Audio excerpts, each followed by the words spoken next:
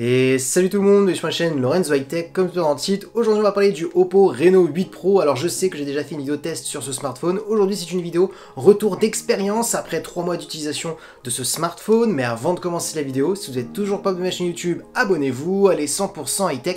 N'oubliez pas d'activer la petite cloche de notification pour être notifié lorsque je publie une vidéo.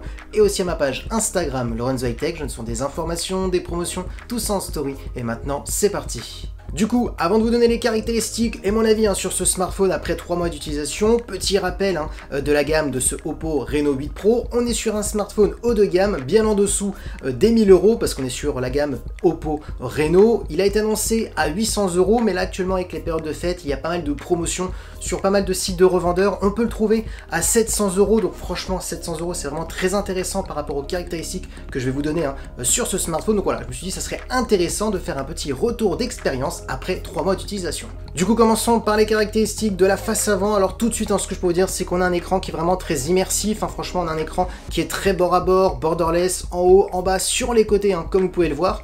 Ensuite, maintenant, on va rentrer dans les caractéristiques de l'écran. On a une diagonale de 6,7 pouces avec une très bonne définition Full HD+. La technologie d'écran, on est sur de la AMOLED, accompagné d'un taux de rafraîchissement de 120 Hz. Ensuite, en termes de sécurité, on a un capteur d'empreinte qui est sous l'écran. Et concernant la caméra frontale, on est sur du 32 mégapixels, on est sur un capteur de Sony. Alors tout de suite, ce que je peux vous dire sur cet écran, c'est qu'on a un écran qui est vraiment très lumineux. Tout de suite, c'est ce qui m'a un petit peu sauté aux yeux. Lorsque vous regardez des contenus dehors, vous n'aurez aucun souci, même avec un plein soleil. Pareil pour en intérieur, c'est parfait, franchement, il n'y a rien à dire. Donc parfait pour regarder des contenus multimédia, si vous aimez bien regarder des séries, des films sur smartphone, franchement, il n'y a rien à dire. On a un écran qui est vraiment très bien calibré pour regarder des contenus multimédia. Ensuite, le 120 Hz. Pour le gaming, franchement, c'est parfait. On a un écran qui est vraiment très réactif. Surtout Oppo l'a expliqué qu'ils avaient optimisé l'écran pour le gaming. Donc voilà, franchement, je l'ai vraiment ressenti. Parfait aussi lorsque vous naviguez sur des pages web. Donc franchement, j'ai pas vraiment de défaut à lui donner sur ce smartphone concernant l'écran. On a un écran qui est vraiment très lumineux. On est sur un écran qui ne sature pas. On a vraiment une bonne fidélité des couleurs et surtout une très bonne luminosité. Maintenant, parlons de la partie photo. Alors concernant le design, personnellement, je le trouve plutôt joli. Alors après ça, c'est une question de goût. J'aime beaucoup comment les capteurs ont été incorporés sur ce smartphone. On a aussi un effet miroir. Alors le petit défaut peut-être en termes de design au niveau du dos de ce Oppo Reno 8 Pro, c'est que ça prend énormément les traces de doigts. Donc c'est vrai que de temps en temps, il faut quand même mettre un petit coup de chiffon pour enlever les traces, parce que ça peut être un petit peu embêtant, mais c'est le seul défaut. Après, on va pas se le cacher, on est quand même sur un très beau design.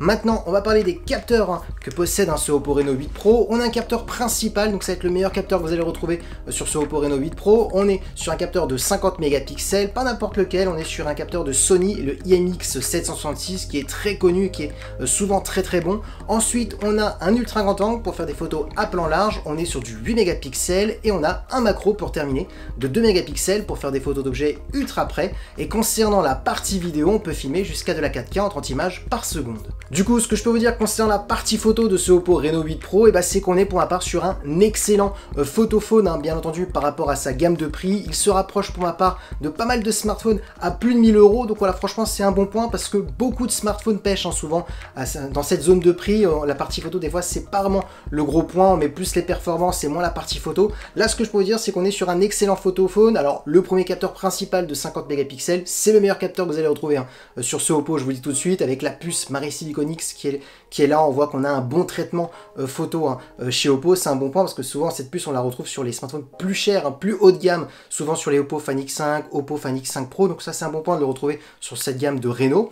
Ensuite, ce que je peux dire, ce que j'aime dans ce Oppo Reno 8 Pro, c'est vraiment la fidélité des couleurs. Quand on prend une photo, on voit que c'est des photos plutôt naturelles, on cherche pas à saturer la photo pour tricher un petit peu au niveau des couleurs, donc ça c'est un bon point. On a un très bon niveau de détail, donc intéressant si vous aimez bien rezoomer, recadrer la photo. Ensuite, de nuit aussi, franchement ça m'a surpris, on est vraiment sur des belles photos de nuit, franchement on fait vraiment de très bonnes photos de nuit. Donc 2 jours de nuit, le capteur principal est très polyvalent, j'ai rien à dire de plus. Ensuite, l'ultra grand angle aussi, il est très bon, mais bien entendu en dessous du premier capteur principal, on capte beaucoup moins de détails. Par contre, on est toujours sur des photos très naturelles, donc ça c'est un bon point. Et concernant le macro, je vais pas vous le cacher, on va plutôt le mettre de côté parce que je trouve que ça manque de détails. Le macro n'est pas vraiment très bon, je vais pas vous le cacher, donc voilà, le macro on le met plutôt de côté.